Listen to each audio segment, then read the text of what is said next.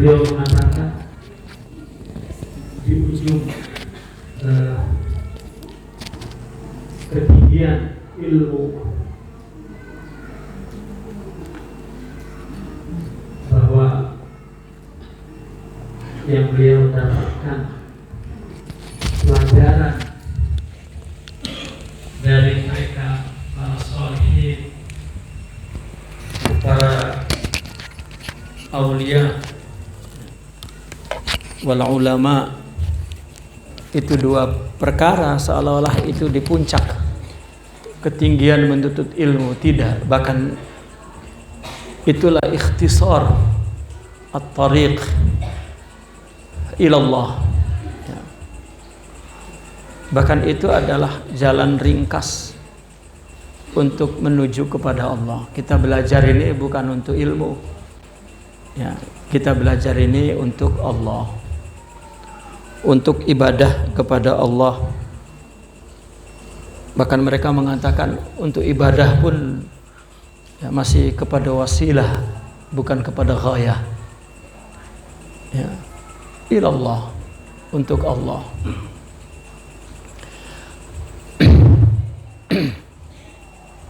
Imam Syafi'i mengatakan ternyata jalan ringkas dalam menuntut ilmu menuju kepada Allah itu ada dua.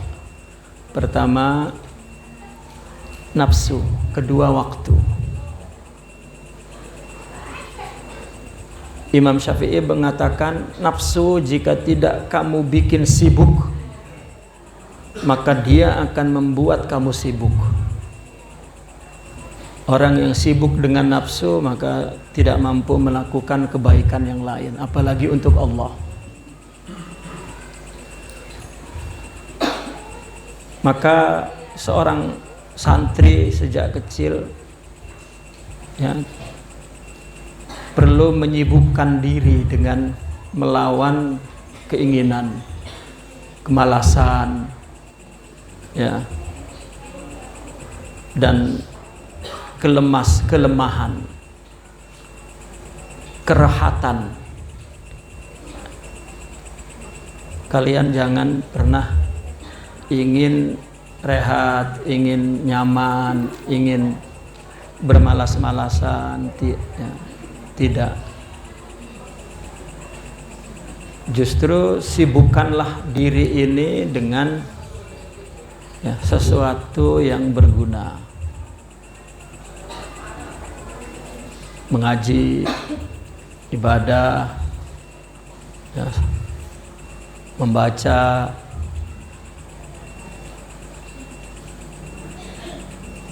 Namun saya tidak ingin mengatakan banyak puasa ya, karena ada satu mindset yang dibentuk di pondok, puasa bikin lemes, nanti nggak mau ngaji. Itu mungkin kurangnya ada taujihat ya. Tapi nyatanya ada aja santri itu yang puasa Daud misalnya, ya memang nggak ngaji-ngaji gitu ya, nggak ngaji-ngaji karena ada mindset gitu, ada memori kolektif yang gitu. Terus santriku kudu ake mangane, itu juga mindset yang dibentuk, padahal sebenarnya tidak. Saya cerita sedikit, saya bikin pondok di Malaysia ya, saya bikin pesantren di Malaysia. Santrinya saya suruh makan sedikit, makan satu kali saja ya, makan siang, pagi dan malam tetap ada makanan-makanan sehat gitu. Tapi ya rane santri ya santri tetap, kalau dikasih makan banyak ya habis ya. Tapi saya coba tidurnya pun saya kurangi sedikit, dan kegiatannya dari pagi sampai malam ngaji. Ada tradisi di pesantren Malaysia itu, kiainya sering ngajak rihlah, rekreasi, katanya kecapean ngaji itu. Nah saya bikin pondok, saya larang rihlah. Kalau mau rihlah pulang dengan orang tuanya. Karena di pondok urusan guru dengan murid itu urusan misaliyah. Harus hubungan yang ideal. Kalau hubungan ghaflah itu untuk keluarganya masing-masing. Dan rihlanya ya mesti banyak ngaji. Rihlanya begitu. Ya. Jadi ada satu memori kolektif barangkali yang perlu dirubah, bahwa yang kita tidak mampu setelah mendapat ilmu itu melawan diri, melawan nafsumu, ya, mujahadatun nafs. Itu yang kalah meskipun kita sudah banyak ilmu dan banyak amal. Kalau tidak dari awal, ya. Bahkan saya pernah cerita bahwa dulu tazkiyatun nafas itu fi madrasatul ilm, bukan madrasatul ruh, bukan tasawuf. Di tasawuf, tasawuf yang sebenarnya adalah hakikat, bukan tarikat. Tasawuf yang sebenarnya adalah at-taraqqi wa tahaqquq wa tajalli. Syekh Daud At-Ta'i itu ngajinya dengan Al-Imam Abu Hanifah sampai kepada tasfiyah, sisi tarbiyahnya itu, tazkiyah tasfiyah. Ngajinya selesai, anaknya soleh. Lalu untuk taraqi wa tahaqquq, ya, kepada al-wusul itu ada syekh muayyan disebut asy-syaikhu tarqiyah.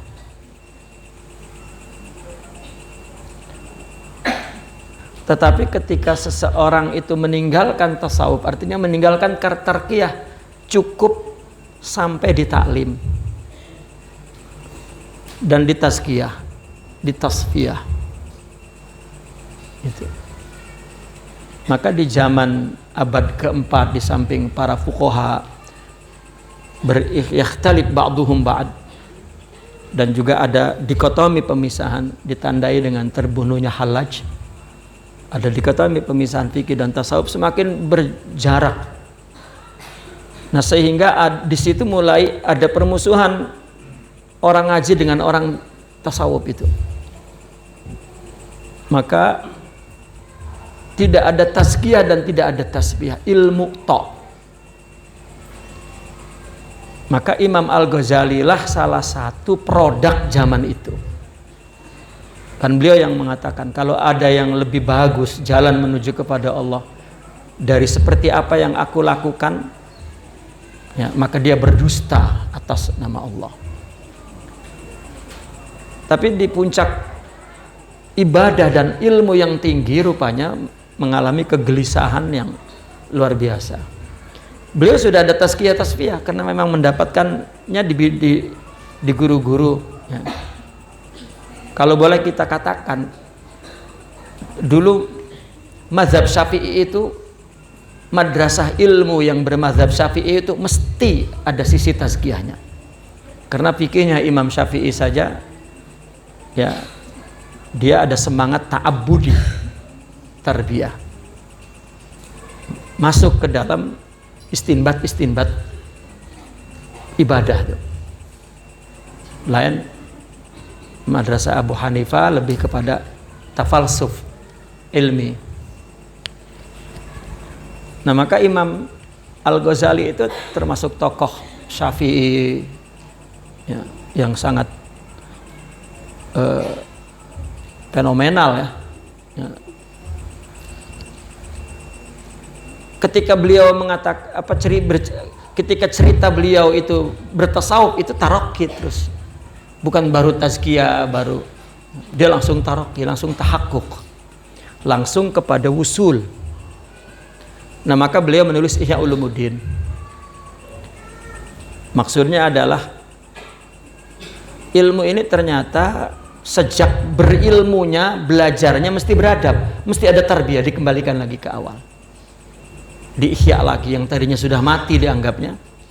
Kalau boleh kita artikan tasawufisasi madrasah ilmu sebetulnya begitu. Beliau mengatakan fuqaha, mutakallimin, ulama udun ya. Bahkan yang cenderung kepada kedudukan dan harta ulama su bahkan dan seterusnya. Imam Sultanul Aulia Syekh Abdul Qadir Al-Jilani merespon konsep Imam Al-Ghazali itu dan akhirnya membuka madrasah tasawuf mulai dari tazkiyah, tasfiyah, baru tahakkuk taraqi ilal usul wal ma'rifah wasyuhud.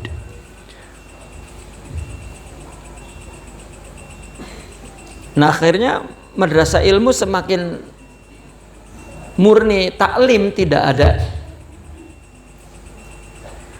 ada apa tazkiyah, tetapi di zaman Sidi Abdul Qadir ya, semuanya dipraktekkan, ya taklim ya tasfiyah.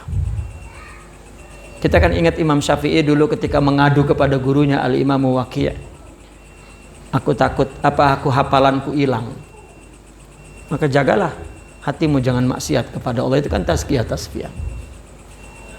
Dulu nggak ada istilahnya, tapi prakteknya memang jadi abad pertama, kedua, ketiga begitu. Khairul qurun.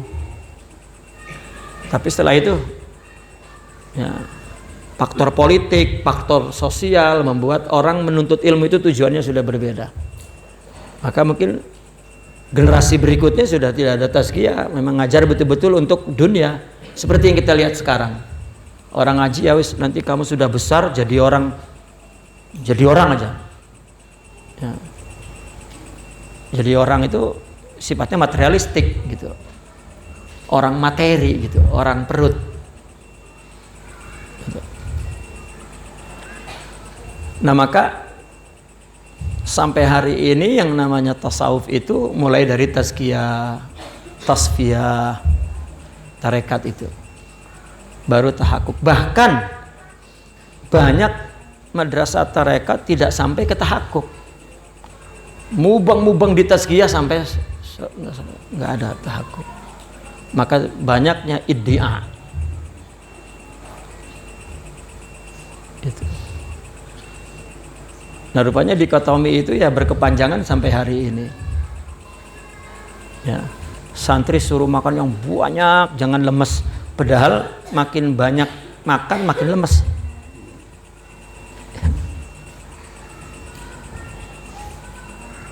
Nah, dulu zikir aja di sebagian pondok nggak boleh, tapi zikir asihan santri itu 2 KB.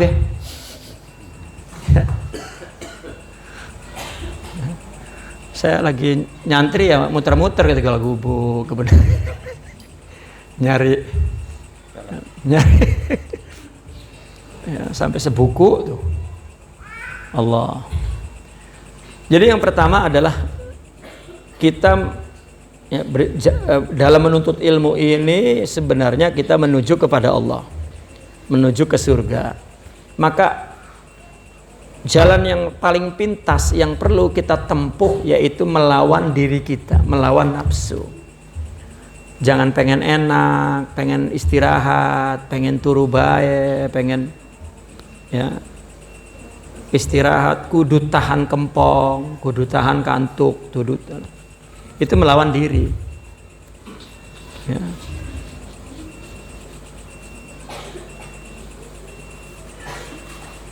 Artinya sibukkan nafsu, jangan sampai dikasih istirahat. Kalian ini belajar 9 jam, 12 jam masih kuat. Ya kalau sudah umur 50 ke atas itu, 60 lah ke atas itu sudah nggak bisa. Ya. Duduk 2 jam itu sudah capek. Saya merasakan dulu baca itu sampai 7 jam, 6 jam itu non-stop itu masih nggak bergerak. Sekarang itu 2 jam mesti jalan dulu, pada pegel badan. Ya, gerak-gerak dulu. Ya, artinya kalian ini belum punya asam urat, belum punya kolesterol, belum punya diabetes, belum punya pegelinu, belum. Jadi jangan istirahat. Jangan suka istirahat. Harus capek. Jadi kalau malam tidur, jangan banyak sebelum tidur tuh ngobrol. Jangan. Buang itu waktu kosong sebelum tidur tuh untuk ngobrol-ngobrol. Makanya bikin capek. Saya coba praktekkan di pesantren di Malaysia itu, dari subuh tuh nggak berhenti sampai jam 12 malam. Berhenti makan, sholat, ya, ada kailulah gitu, dan makan kurang. Ya, jadi begitu dia selesai ngaji, dia minum sebentar, makan buah, terus tidur, blok gitu. Karena tarkib artinya tarbiyah, ya, tahzib itu memang ya mundu sighar, sejak kecil. Jadi kalian jangan ngeluh capek. Ya kalau nggak ada ngaji, wis apa baik bersih-bersih. Ya, bersihkan hamam itu mesti setiap hari. Ya, bersihkan latar depan pondok terus. Jangan meskipun ada piket, ya itu kan kebijaksanaan pondok, tetapi khidmat kita itu tidak melihat piket. Jadi itu yang pertama, melawan nafsu, sibukkan nafsu. Karena kalau kita tidak pernah menyibukkan nafsu, kita tidak punya perlawanan kepada nafsu, meskipun bertambah ilmu, bertambah amal, satu ketika kita menghadapi nafsu tidak mampu. Idza lam tusghilha syagalatka. Ya. Karena begini, yang mempengaruhi perbuatan kita, yang menimbulkan keinginan untuk berbuat itu ada pembisiknya, ada yang memberikan lintasannya, yaitu ada 4. Pertama Allah, Gusti Allah. Kedua malaikat. Ketiga nafsu. Keempat syaitan. Mungkin di bawah 15 tahun ini nggak ada setannya, tapi nafsu ya ada. Ya. Karena setan itu kan nyuruh kita tidak melaksanakan syariah. Intinya begitu setan itu. Kalau belum taklif ya setan menganggap sia-sia ngegoda. Ya. Nggak ada yang dibatalkan oleh dia. Tapi nafsu tetap ada. Ya. Jadi ada 4 yang memberikan bisikan kepada jiwa kita untuk melakukan sesuatu. Pertama Allah. Contohnya bisikan Allah ini, misalnya ada orang maksiat lalu ingin taubat, setobat-tobatnya itu bisikan Allah. Ada orang diingini oleh Allah menjadi baik, ya, seperti wa may yuridillah bi abdin khairan falyufaqihu fiddin, ini namanya iradatullah. Atau seperti apa yang dikatakan oleh orang sufi, man arad man yuridillahu bi abdin khairan anasahu bil wihdah wa bassarahu uyuba nafsih. Ini juga bisikan Allah. Ketika Allah menginginkan dia berubah menjadi baik, maka dia kurang memperhatikan orang lain, lebih banyak memperhatikan diri sendiri, dan mendorong dia untuk ya kurang interaksi kepada banyak orang. Bahkan terjadi ketidakseimbangan hubungan sosial dia dengan orang karena perhatiannya kepada diri itu begitu besar. Wa bassarahu uyuba nafsih, dan Allah buat, ya, Allah bikin dia cerdas untuk melihat aib dirinya saja, maka sibuk dengan dirinya. Ya, sudah tidak peduli dengan orang. Ini namanya bisikan Allah. Disebut sautul haq, suara hak. Itu bisikan Allah.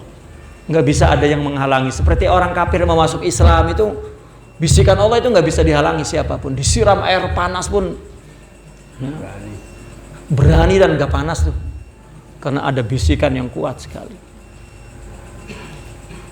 Ya. Kalau boleh saya jelaskan lagi bagaimana kita menerima bisikan Allah. Ya, bersihkan dirimu itu. Ya. Ditazkiyah, ditahzib, itu sebetulnya untuk menerima bisikan Allah. Karena kita beriman itu ada dengan wahyu, ilham, informasi agama, teks. Ada memang i'lam minallah. I'lam minallah itu adalah khatir minallah. Semuanya sautul haq yang dibisikkan kepada mereka aulia. Makanya ada mukhatabah, ada bicara kepada Allah, katanya itu kan yang diingkari seingkar-ingkarnya oleh ikhwanina. Nah, yang kedua, bisikan malaikat. Bisikan malaikat ini paling banyak kepada orang yang belajar. Bisikan malaikat itu namanya ilham.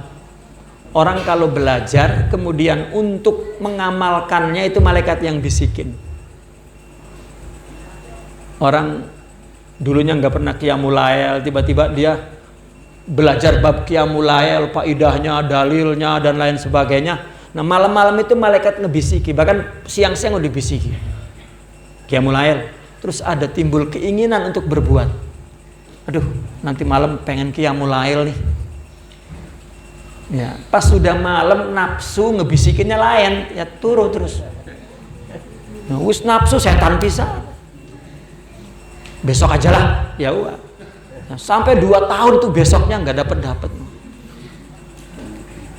Nah, kenapa orang lebih menerima bisikan setan dan nafsu? Nah, itu tidak melawan nafsunya, tidak melawan dirinya. Kita punya ilmu apapun nggak bisa kita amalkan. Padahal malaikat terus berbisik. Setiap kita punya pengetahuan yang baru, mesti malaikat membisik. Untuk menolong kita, membantu kita mengamalkan ilmu itu. Itu bisikan malaikat.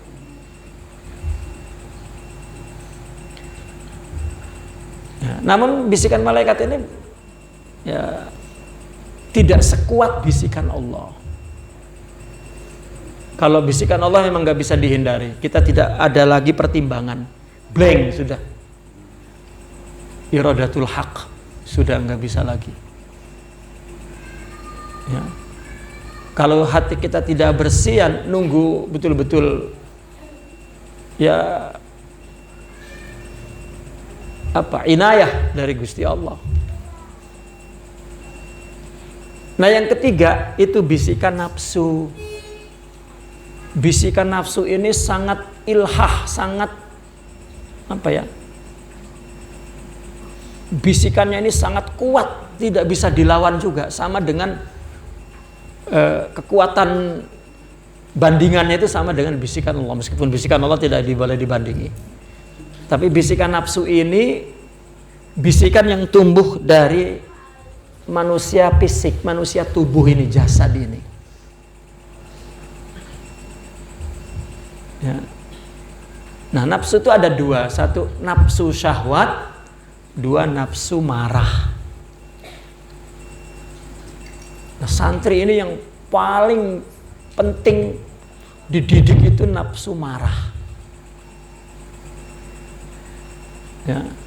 Nafsu marah itu menimbulkan apa? Sombong, dengki, ya, tidak mau terhina. Makanya ilmu itu nggak masuk kepada orang yang sombong. Nah, itu nafsu ghadab, itu termasuk melawan diri nih. Nah, di poin ini nih, nafsu itu membisikkan kita. Nah, ini yang kita perlu lawan tadi, yang perlu kita sibukkan. Nafsu apa? Nafsu ghadab. Makanya dari dulu ulama kita, anak santri itu disuruh khidmat sebetulnya bukan ngenakin kiai, tetapi kita niat mendidik kita untuk membunuh nafsu sombong itu. Khidmat, ya, bukan hanya kepada guru, tetapi juga kepada sesama santri. Maka orang masuk pondok, anak siapapun, ya, itu sama. Kalau dia merasa orang kaya, orang terhormat, orang, ya, di pondok bawa-bawa itu nggak bakal dapat ilmu. Mesti tawadu. Ya. Karena ilmu itu nggak akan melimpah ke kita kalau diri kita ketinggian, sombong tuh. Karena sombong kan sifat dari tubuh ini, nggak akan melimpah ke rohani kita. Karena ada sifat yang tinggi, seperti air nggak akan melimpah ke sebelah kalau penghalangnya, dindingnya sangat tinggi. Nah, melawan nafsu adalah, ya, dari sifat marah itu. Mesti mengalah kepada sesama kawan. Ya. Kalau ada sifat sombong, santri misalnya ada sifat sombong karena dia merasa orang kaya, merasa orang terhormat, merasa, untuk menghilangi sifat sombong ini, ambil cucian pakaian teman-temannya, cuci sendiri untuk memerangi sifat sombong. Bekas makan teman, cuci untuk melawan, karena tidak ada yang bisa melawan kecuali kita. Idza lam tusghilha syagalatka. Kalau tidak kita kalahkan sekarang, kita nggak akan menang sampai kapanpun dengan nafsu. Meskipun sudah ilmunya banyak, sudah ibadahnya banyak juga. Ya. Nah, karena kita hidup itu dengan tubuh ini, artinya dengan nafsu. Semua kebaikan sudah kita lakukan untuk tubuh, untuk nafsu. Maka kalau tidak ada nasib, tidak ada haz dari amal ibadah kita untuk nafsu, itu sudah nggak enak. Ya, nggak enak. Ibadah itu enak karena ada jatah nafsu kitanya dapat. Kalau jatahnya nggak dibagi, udah nggak mau. Ngapain kesana wong nggak ada berkatnya, katanya kan gitu. Itu paling kebo tuh nafsunya tuh. Kalau ngaji apa urusannya makan, udah. Ya. Tapi lebih jahat lagi karena dia takabur. Ya, kalau dia di sana mendapat kehormatan, baru itu ada nafsu dapat. Jadi terbiasa dulu, mungkin kita tidak menghadapi masalah. Ya. Maka Al-Imam Al-Ghazali, ya, katakanlah nafsu syahwat beliau sudah memang lama dia menang tazkiyah. Tapi rupanya ketinggian kedudukan Imam Al-Ghazali sebagai satu-satunya ulama yang representatif, katakan, oleh khalifah pada saat itu, dan dia membangun madrasah nizamiyah, dan dia seorang yang di zamannya tidak ada lagi yang menjadi pembicara Islam. Rupanya itu, ya begitu dia ingin futuh, hanya disuruh apa? Nyapu kotoran di rumah gurunya. Sudah selesai. Nyapu kotoran di rumah gurunya dengan pakaiannya yang mewah itu. Tidak boleh digulung, sudah dengan pakaiannya itu. Ya. Begitu sudah, dia menangis. Gurunya mengatakan sudah selesai. Ya, karena sidik. Apa sidik itu? Jujur, ingin Allah. Ya. Maka melawan nafsu itu membiasakan kita ibadah itu untuk Allah. Ya kan, kita ngaji ini kan untuk Allah, menuju kepada Allah. Ya. Yang keempat tadi tentang bisikan itu syaitan. Ya, syaitan ini pintunya nafsu tadi. Kalau kita tidak melawan nafsu, maka kita disibuki oleh dua perkara itu, bisikan nafsu dan bisikan syaitan. Sebetulnya ada pemutihan kita dalam setahun itu 1 bulan. Pemutihan setan. Setan kan dibelenggu. Dan satu-satunya 1 bulan yang kita lawan nafsu. Udah kamu setan ya, tidak akan mengacaukan kamu dalam melawan nafsu tuh. Makanya bulan Ramadan dilarang melakukan yang halal itu karena ya, diharamkan yang halal itu. Di situ orang sufi mengambil kenapa lebih banyak meninggalkan yang halal li ajli haramin wahid. Ya, istri halal, makanan halal, minuman halal, dan kita pun qadir untuk marah kalau kita terhina. Bahkan yang mampu-mampu itu disuruh jangan marah. Itu kita dilatih 1 bulan tuh tanpa setan. Ya.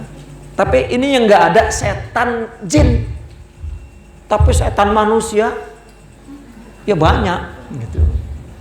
Di Ramadan itu setan manusia banyak. Kalau setan jin sudah tidak ada, karena memang ya sudah dibelenggu, musayyadah, maghlul. Tinggal musuh satunya nafsu. Nah 1 bulan itu kita dilatih untuk, kenapa urusannya? Makan, tidur, bicara, dan letih, ta'ab. Puasa letih nggak? Nah makanya puasa itu tidak boleh ngebuburit. Bikin enak, bikin rehat nggak boleh. Capeknya itu yang membentuk rohani. Makanya orang dulu kalau Ramadan justru ngajinya dari pagi sampai sahur. Kita libur. Ramadan pengen libur, jangan. Justru kesempatan kita untuk meringkas perjalanan tuh tidak setahun tapi sebulan, kepake itu 1 tahun. Kekuatan rohani kita bisa kita manfaatkan untuk 1 tahun.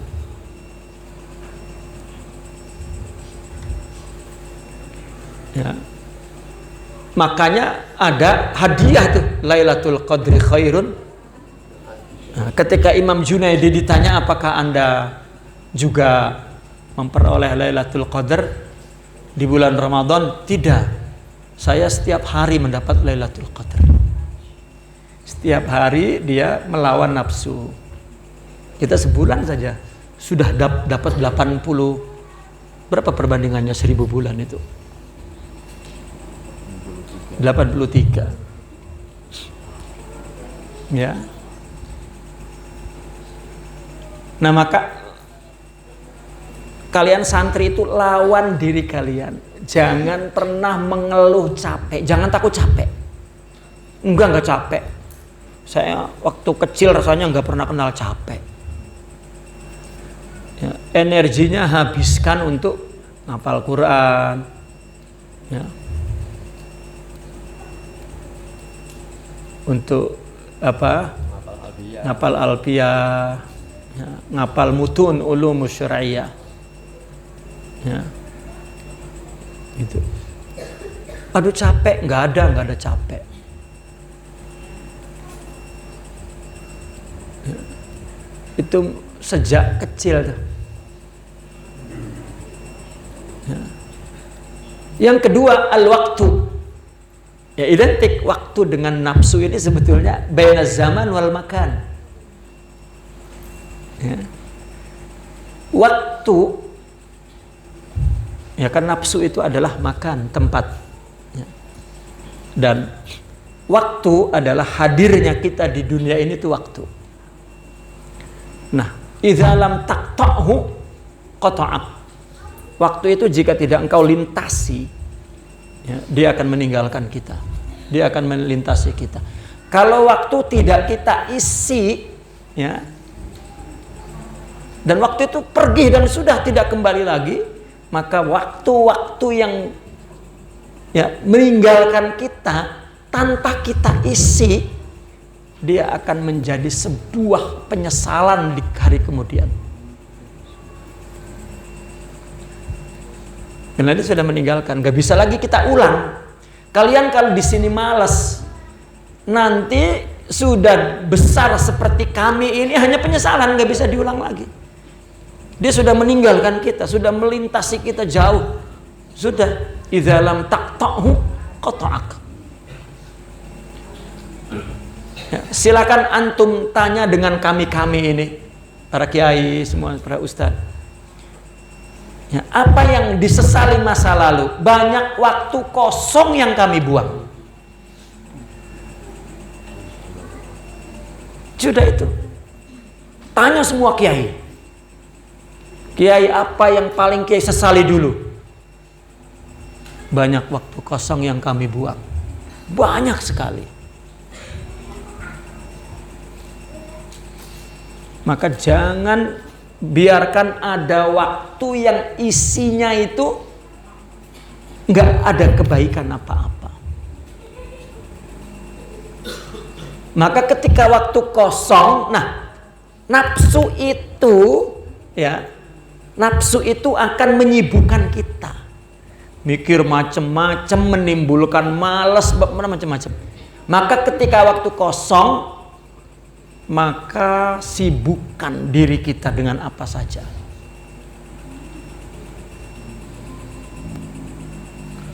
Saya sering diajak sahrul layal oleh syekhuna. Ternyata panjang, banyak waktu tuh. Baca kitab sudah, lalu memberi nasihat sudah. Akhirnya mengajak untuk meletihkan nafsu untuk bekerja. Dia bekerja. Ya. Kita mindahkan ini, bersihkan ini, bla bla bla bla. Terus udah. Ya. 4 jam, 5 jam nggak ada isi yang kosong gitu, ghaflah. Tidak. Ketika beliau saya minta tastarih, ya istirahat saya. Sebetulnya mah kita yang pengen istirahat. Istirahat saya. Jawaban beliau, di mana dunia ini kita istirahat? Di mana? Ada enggak? Di dunia ini yang bikin kita rehat ada enggak? Enggak ada. Suami bikin keruh ya istri bikin rungsing. Anak bikin puyeng, mobil bikin blenger, harta semua nggak ada. Di mana kita mau rehat? Ya. Di dunia ini bukan tempat untuk rehat. Kalau kita mau rehat, belonjor di surga, sudah. Beliau mengatakan kalau kakiku sebelah saja belum berada di surga, maka tidak ingin aku rehat. Ya. Kalau kakiku sudah melangkah satunya sudah di surga, baru dah rehat dah, ngasoh udah. Ya, apalagi santri ya, masih muda, masih kecil. Waktu itu jangan kosong. Isi ya. Tinggal di pondok. Waktu kosong baca kitab sendiri. Jadi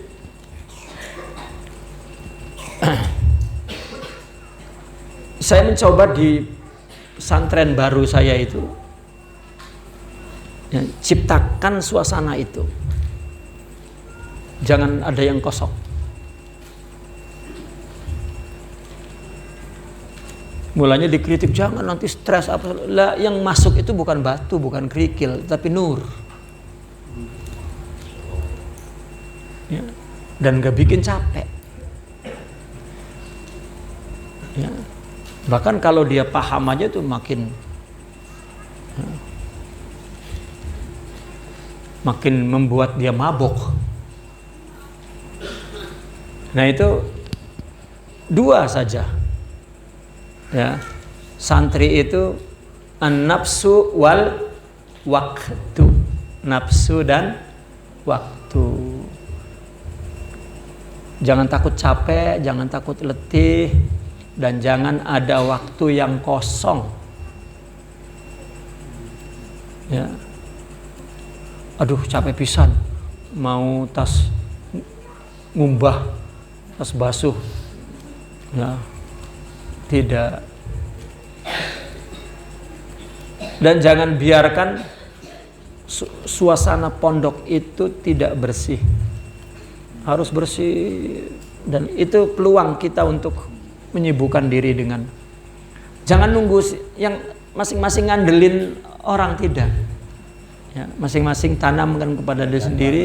Saya ya. Itu jadwal bagian. Ya.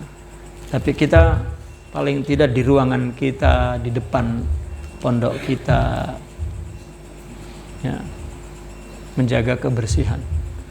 An-nazafatu minal at-taharatu minal iman. Ya, coba di bab fikih itu, semua kitab fikih, bab pertama bab apa? Bab taharah. Ya. Bab apa, santri putra?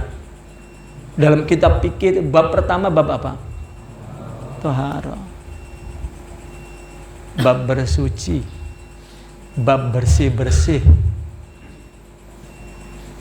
Ya, ada simbolik kita salat wudu.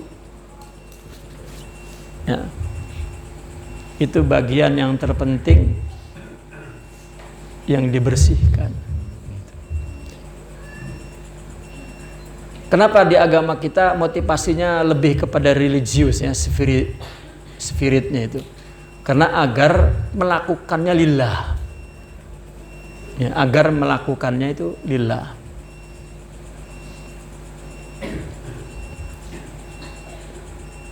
Ya, makanya sedikit-sedikit ini ada jinnya, ini adalah untuk ibadah, ini ada, nah itu. Padahal itu motivasi itu, ya, agar Allah, tapi efeknya kepada kemaslahatan di dunia ini juga besar.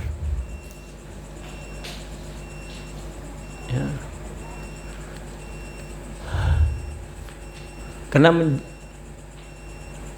ya penting, apalagi dalam kehidupan yang semakin modern, ya, ini, maka kebersihan itu sangat penting. Ini juga yang kadang-kadang yang piket, ya asal-asal bersih-bersih sudah. Maka cinta kepada kebersihan itu akhlak. Ya. Toharoh itu akhlak sebetulnya, adab. Maka ibadah itu orang mesti beradab dulu, mesti mempunyai kebersihan zahir dan batin. Kan wudu itu kan yathirul batin.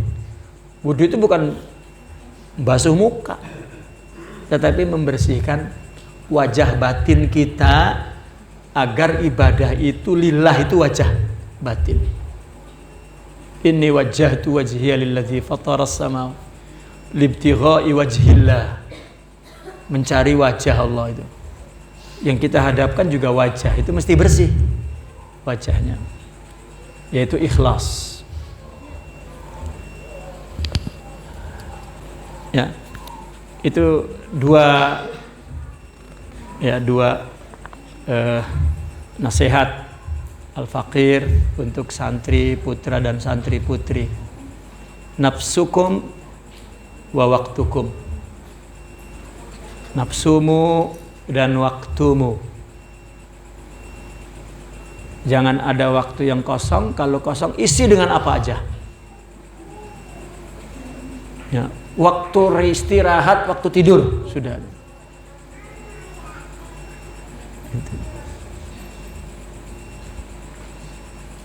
Waktu istirahat, waktu tidur. Ya. Di siang kalau ada jam qailulah, manfaatkan. Ya, manfaatkan qailulah. Tapi jangan kaisurah.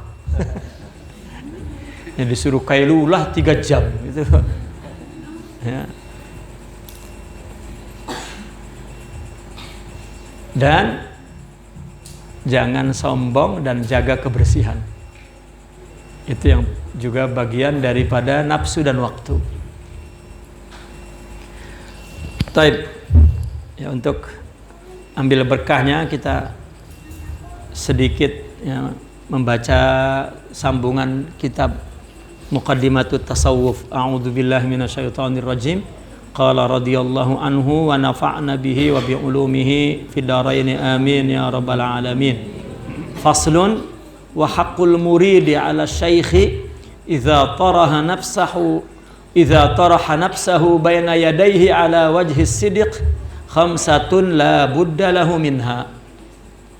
Hak murid atas syaikh, artinya kewajiban guru, kewajiban syekh dalam tasawuf kepada muridnya. Ini hak murid yang perlu dipenuhi, ditunaikan, ya, didapatkan ya, oleh muridnya daripada syekhnya. Ketika si murid tersebut sudah memasrahkan dirinya ke hadapan gurunya dengan betul-betul jujur, ala wajhi sidiq, dengan sidiq. Itu ada 5 kewajiban seorang guru kepada si murid. Yang pertama, ahaduha an yahtamma lahu bi amri dinih wa dunyahu bi ghayati juhdi. Seorang syaikh itu hendaklah memperhatikan urusan agama dan dunianya bi ghayati juhdi, ya, semampu mungkin. Ya. Fala yudakhiru anhu ma yahtaju ilaihi min ilmin aw amalin aw halin aw himmatin aw nasihatin aw malin aw jahin aw muru'atin aw ghairi dhalik li'annahu ba'a nafsahu minhu faba'al akharu minhu nafsahu ala wajhi al-mulazamati wal luzum. Maka seorang syekh dalam tarekat itu tidak boleh, ya, menyimpan dari murid itu, tidak memberikannya apa yang diperlukan oleh murid seperti ilmu, amal, hal, himmah, nasihat, harta, kedudukan atau nama baik. Apa muru'ah itu? Akhlak. Ya. Muru'ah. Apa artinya kalau kita muru'ah itu? Keperwiraan. Kegagahan, ya. Kewibawaan, ya, kewibawaan. Dan lain-lain. Karena seorang guru itu adalah orang yang telah menjual dirinya untuk muridnya. Maka yang lain juga membuang dengan iltizam yang sama. Kalau gurunya lillah, maka muridnya lillah. Fa in qassara fi syai'in min huquqihi faqad khana Allah wa rasulahu wal ummah wal amanah. Kalau seorang guru itu mengurangi hak-hak muridnya, tidak melakukan kewajibannya, maka dia telah berkhianat kepada Allah dan Rasulnya dan berkhianat kepada amanah. Ya, sampai tua mereka itu tetap, ya, mencari kita, ya, mengutamakan kita dan seterusnya. As-tsani an yarfa'akul fatah anhu bi kulli wajhin. Seorang syekh dalam tarekat itu hendaklah meringankan, mengurangi beban, ya, dari muridnya itu, tidak membebankan, tidak memberatkan. Bi kulli wajhin, dengan dari berbagai sisi. Apa saja? Fala yukallifuhu bi khidmatin. Mereka tidak membebankannya untuk khidmat. Artinya mereka tidak meminta khidmat untuk dirinya. Khidmat itu adalah tarbiyatan lana. kita sendiri yang mendidik kita dengan khidmat. Bukan guru beristiglal. Apa istiglal itu? Mengarahkan. Bukan. Mengambil kesempatan sebagai guru dan memperhamba muridnya. Tidak. Kita menciptakan suasana khidmat tarbiyatan lahum. Itu. Tidak ada istilah gurunya lalu anak gurunya pun merasa berhak dikhidmati oleh murid-murid ayahnya, itu tidak ada. Itu laisa minal adab. Itu. Berhutang budi rasanya. Adapun si murid, kan ada istilah begini. Kenapa dalam agama kita ada selalu min babil adab, ya, sering diceritakan kita menghormati ahli baiti Rasulullah sallallahu alaihi wasallam. Sebetulnya itu bukan kewajiban secara akidah. Ya. Kalau dalam konteks tasawuf, emosi yang sehat itu lahir dari rohani yang sehat. Kita punya guru, menghormati istrinya, anaknya itu karena emosinya sudah sehat. Tidak kepada guru, kepada siapa saja sebetulnya. Gitu. Bagaimana tidak akhlak yang kita peroleh, akhlak Sayyidina Muhammad. Lalu emosi kita sehat, maka mesti, kalau emosional kita sehat, maka kita bukan hanya, coba, orang bercinta, cinta dengan satu orang perempuan, orang sekampung, yang sekampung dengan kekasih itu, ya, kita akrab, kita baik, kan berarti jujur itu cintanya, kan? Sehat emosionalnya tuh, karena efek daripada cintanya itu. Nah, kalau kita cintanya betul kepada Allah, kepada Rasul, maka kepada makhluk ini emosional kita hubungannya sehat. Begitu juga kepada ahli bait, kepada ahli baiti syaikhuna, nah, seperti itu. Ya nggak ada urusan. Ya anaknya kiai bodoh ya bodoh, degleng ya degleng, geblek ya geblek. Itu emosional yang sehat nggak ada urusan. Nah, persoalannya kitanya tidak sehat, gitu. Ya. Maka kelihatannya ada satu tradisi yang budaya. Ya. Kalau akhlak itu budaya, tapi adab itu bukan. Kalau akhlak itu buah, maka bijinya itu adab. Nanemin adab keluar akhlak. Kalau adab kan bagaimana kita berinteraksi dengan baik seolah-olah menghadap kepada Allah. Ya. Wala hurmatin, dan juga tidak membebankan, ya, kehormatannya, nama baiknya. Ya. Murid punya nama baik, kita bebani. Wala malin, dan juga hartanya. Tidak untuk dirinya. Kewajiban guru itu mereka, ya, Daiman Syekhuna mengatakan ketika ada salah satu muridnya yang istighraq fid dunya wal mal, ya, yastaghil bil mal, syughul bil mal, beliau mengatakan akhadathu dunya, katanya, unsur akhak.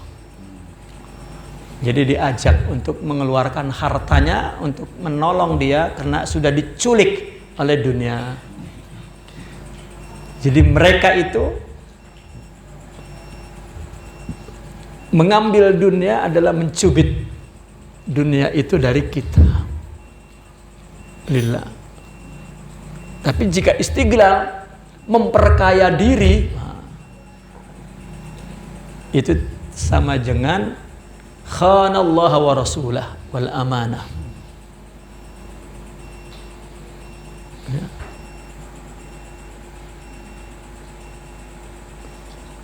Daiman mereka itu para masyayikh ya,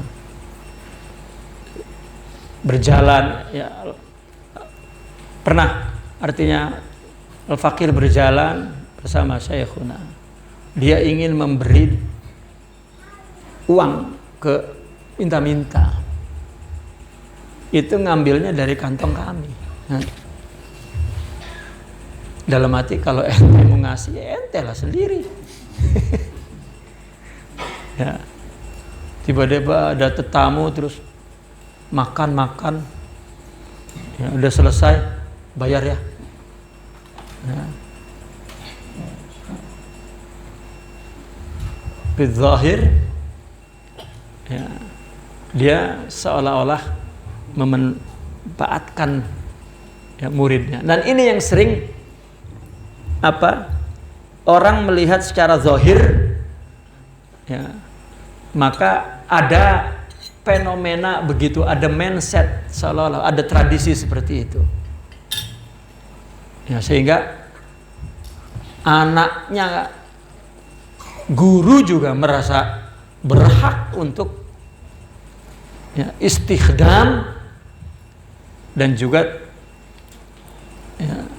ya istighdam bil mal wal, sebetulnya itu tidak ada dalam tarbiyah.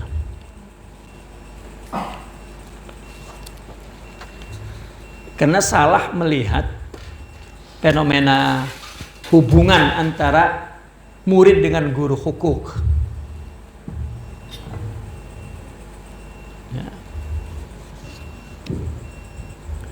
Illa an yara lahu fi dzalika maslahatan aw masaliha najizatan aw mutaraqqabah. Nah, kecuali seorang guru melihat itu ada maslahatnya atau beberapa ya maslahat yang diharapkan itu. Ya tadi itu li ajli tarbiyah, karena dia tenggelam maka itu. Saya pernah melihat beliau minta uang saja dengan ya, seorang itu, rupanya ya muridnya gak pernah zakat. Diminta sampai dia mau lari, kok minta terus dengan saya. Ya. Dia ngomong begitu dengan saya, setelah selesai kritik, ente zakat nggak? Ya Allah, iya ya katanya, baru menyadari. Bukan memperkaya diri ya, bukan lil ajli taklif itu bunya, bukan untuk meletakkan diri dia menjadi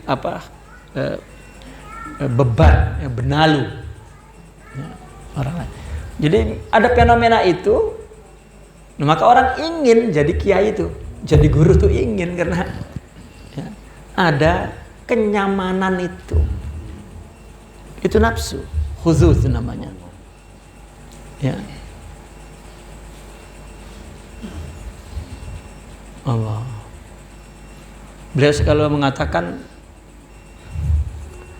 menunjuk ke kursi, lihat ya, kamu kira kursi ini sejuk, kursi ini panas katanya ya, kursiul irsyad ya, kursiul dakwah ini panas.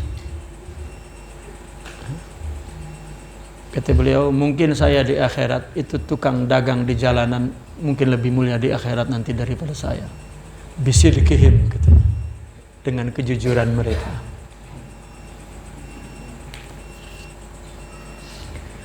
Au yuttaru ila dzalika ittiraral ja'i lil mayyitah, kecuali emang arep mati kelaparan baru. Bahkan ada beberapa, jika seorang muallim, seorang kiai, seorang 24 jam nggak ada waktu untuk kasab, maka boleh ya menikmati ya malun nas ya, malul muridin. Kalau 24 jam, kalau masih ada waktu, isi waktu itu lil asbab wal kasab. Fayatasarrafu bihi bihukmi sadaqati 'ala al-wajhi alladhi ubiha lahu biqadrihi fi waqtil ihtiyaj la fi ghairih. Maka dia boleh tasarruf di situ, hukumnya sedekah. Kita ambil sedekah.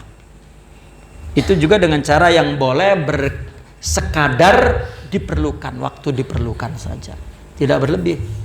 Ya. Mendesak baru kita minta, kadar yang kita perlukan itu memang boleh. Ya, kalau dikumpulkan, ya, bukan mendidik pribadi yang taat, nanti menjadi taat pribadi, ya, karena mengumpulkan duit. Nah ini hak.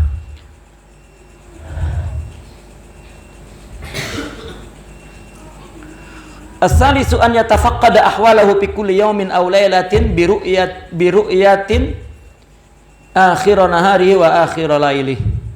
Faqad kana sallallahu alaihi wasallam yatafaqqadu ashabahu wa ya'ti dara Abi Bakrin fi kulli yawmin marratan bil ghadati wal 'ashyi wa tafaqqada Aliyan radhiyallahu anhu ma'a Fatimata akramahallahu li salatihima minal lail wa yajlisu li ashabihi li ikhtibari ma indahum li ardi maraihim inda sabah wa yatrahul masaila alaihim bila ghairi dhalik, ya, yaitu an yatafaqqad ahwalahu, ya, dicari, ditanyakan keadaannya, ya, setiap hari dan malam dengan melihatnya di akhir siang atau di akhir malam. Rasulullah Shallallahu Alaihi Wasallam dulu mencari sahabatnya dan mendatangi Sidna Abu Bakar setiap hari sekali, pagi dan petang. Dan juga dia mencari Sidna Ali bersama Sayyidatuna Fatimah, ya, yang Allah telah memuliakannya akan, ya, sholatnya malam, ya, dua orang tersebut. Dan Nabi duduk, ya, bersama sahabatnya untuk ikhtibar, ya, menguji apa yang ada pada mereka, ya, apakah untuk menunjukkan maraihim indas sabah, barangkali malam ada mimpi apa, ketemu apa, dapat kasyaf apakah, untuk Nabi bahas, ya.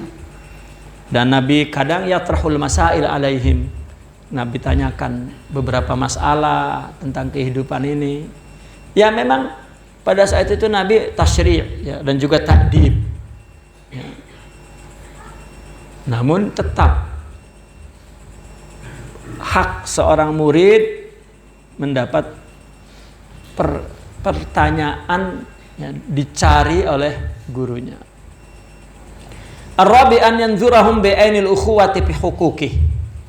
Syekh memandang muridnya dengan mata penuh persaudaraan dalam urusan hak-hak muridnya. Wa bi'ainin nubuwati fi huquqillah.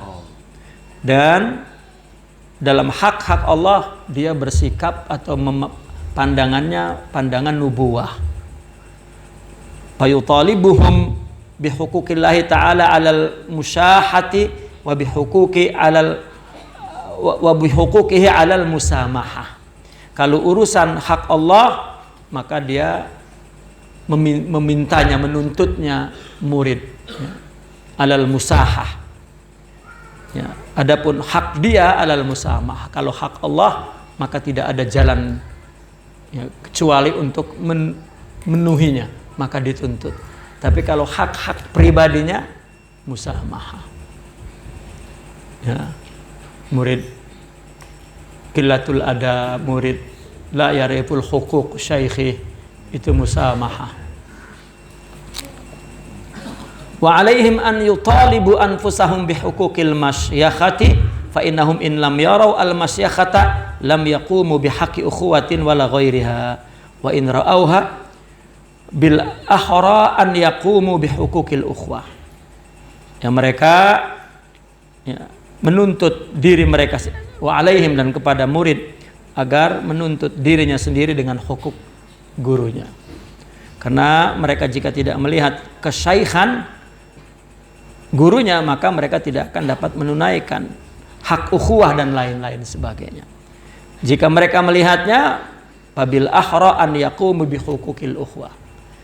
Ya, maka guru itu kan sebelumnya juga diterangkan. Kalau bukan syekh maka ukhuwah. Gitu. Kalau dia tidak mampu menghargai kemasyayikhannya, maka ukhuwah itu mesti ada.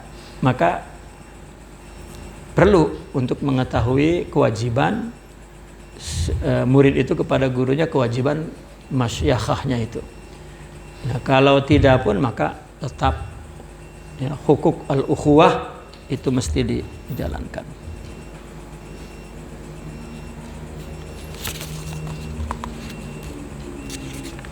Baik, habiskan sajalah.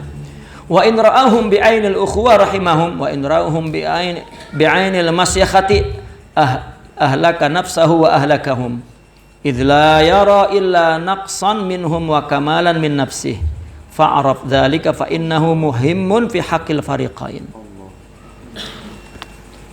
Jika seorang guru melihat muridnya itu dengan mata ukhuwah, ya, maka dia akan menyayanginya. Tetapi jika melihat murid dengan mata masyakhah, ahlaka nafsah wa ahlakahum, akan merusak, menghancurkan diri muridnya dan menghancurkan diri mereka. Karena ya masyakhah syaikh dalam tasawuf itu adalah ya maqamul ma'rifah, maqamul syuhud, ya, maqam ar-rabbani. Maka mereka tidak boleh mengedepankan saya guru. Lah, itu bukan guru. Bahkan mereka selalu mengedepankan ana akhuk. Ya, ana akhuk.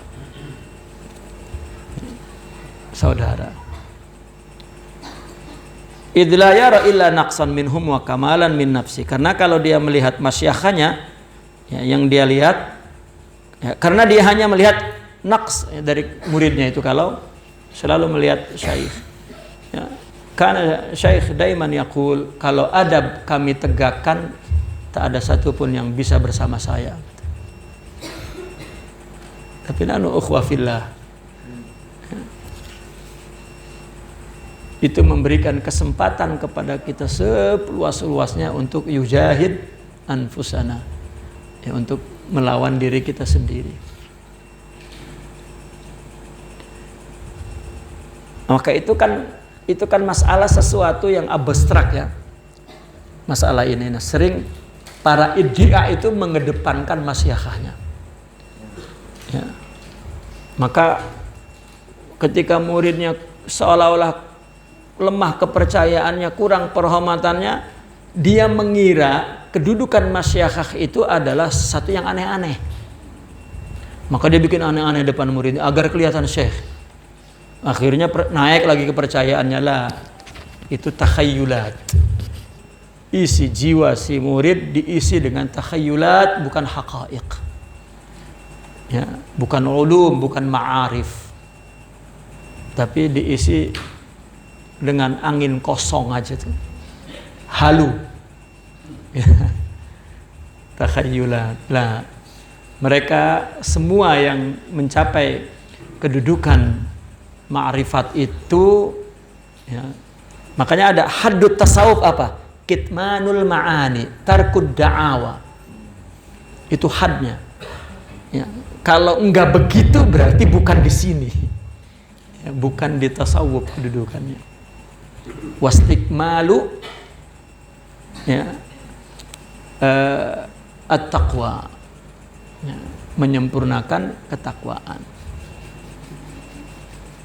Itu hudud, itu had. Ya. Fa'arab dzalika fa innahu muhim. Ketahuilah itu, karena itu penting fi haqqil fariqain. Di dalam hak dua guru. Seorang syekh punya murid muda, masih artinya ya kayak kita masih dhaif gitu. Dia di mata kita itu dhaif. Di mata kita itu dhaif. Ya dulu ala dhaifuna. Ya. Itu menunjukkan untuk kelemahan kita. Kalau dia menunjuk seperti, maka saya pernah mengumpamakan seperti kita ngajak anak kita jalan. Umur 3 tahun baru bisa jalan. Kalau kita nyontoinya jalan kita, ya berhenti belajarnya. Lah kita jalannya jalan, ayo jalan, ya berhenti jalan.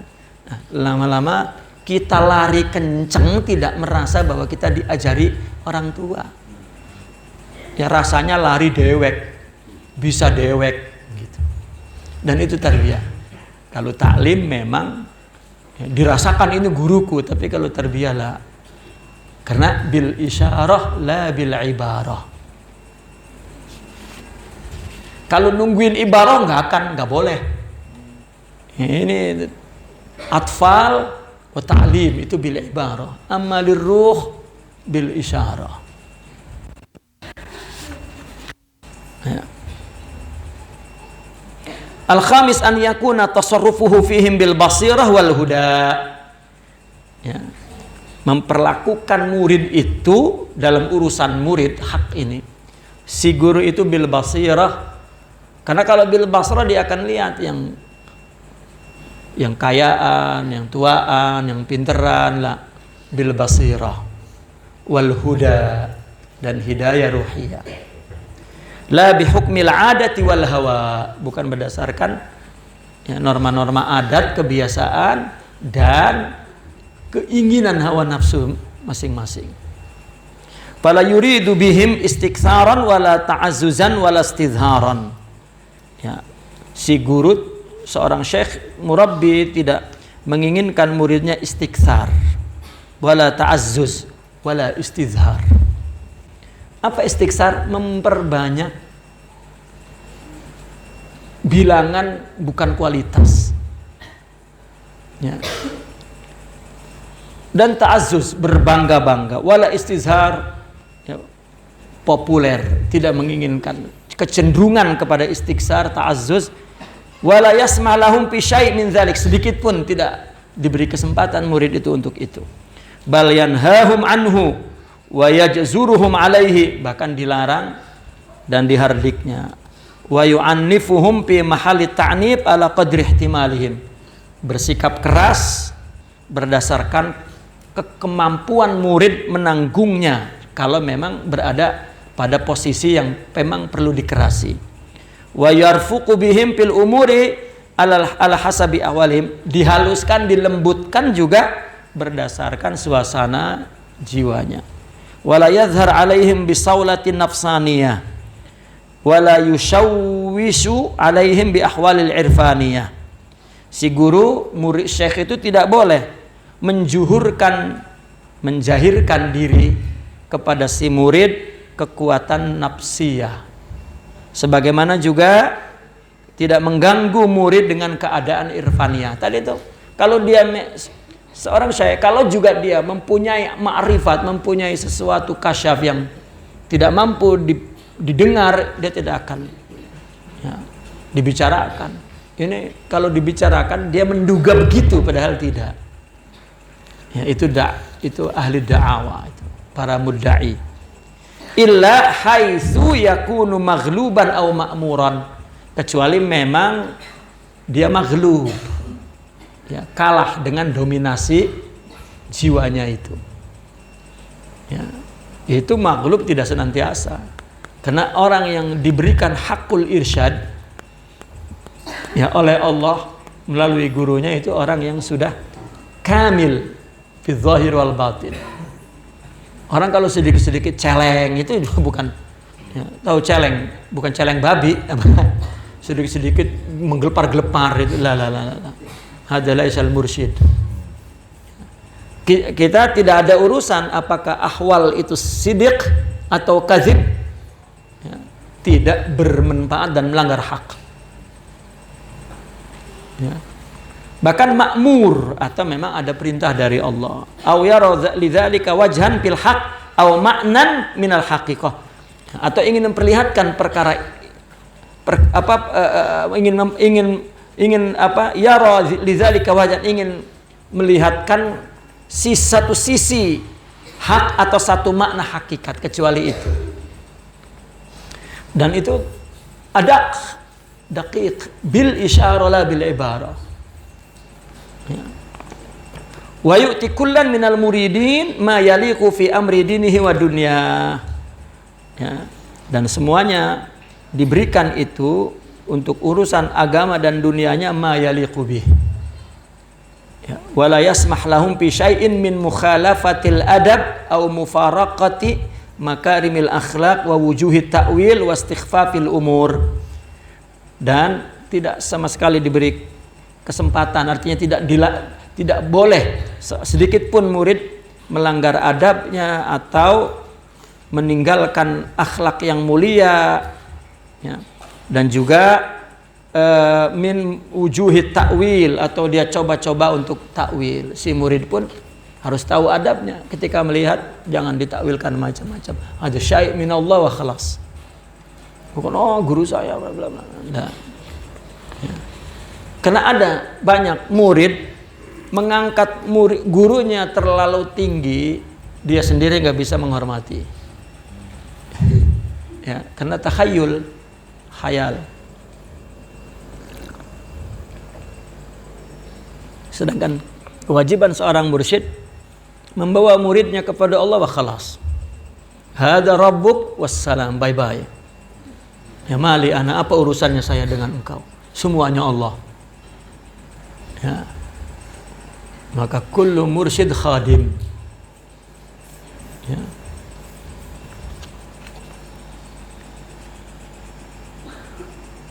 Wala yasmah lahum fa inna liqulubil masyayikh taqalluban rubbama adarra bil muridin indal khuruj bi thawratin fama fawqaha fahzar dzalika bi ghayati juhdik.